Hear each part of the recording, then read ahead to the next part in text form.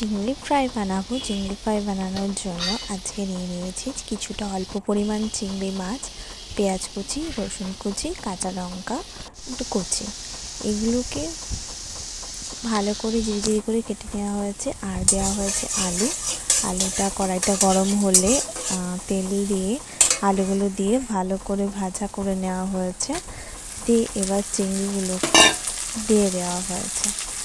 চিংড়িগুলোকে দিয়ে তার মধ্যে আগেই আলুর সঙ্গে পেঁয়াজ আর সামান্য পরিমাণে এখানে যেহেতু আলু দেওয়া হয়েছে, তো পেঁয়াজ আর সব কিছু দিয়ে ভালো করে ভাজা করে নেওয়া হয়েছে। চিংড়িগুলো দিয়ে সামান্য জিরের গুঁড়ো দিয়ে লবণ হলুদ স্বাদ অনুযায়ী দিয়ে ভালো করে নাড়াচাড়া করে রেডি করে নিতে হবে চিংড়ি ফ্রাই।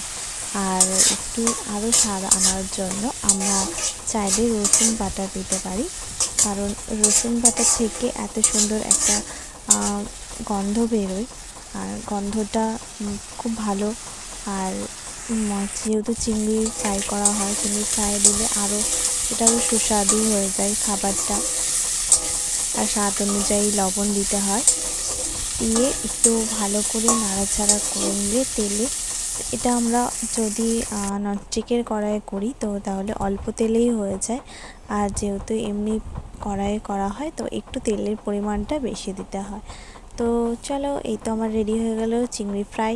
তো এরকম আপনারা বাড়িতে অবশ্যই ট্রাই করবেন, দেখবেন খেতে অনেক ভালো লাগে।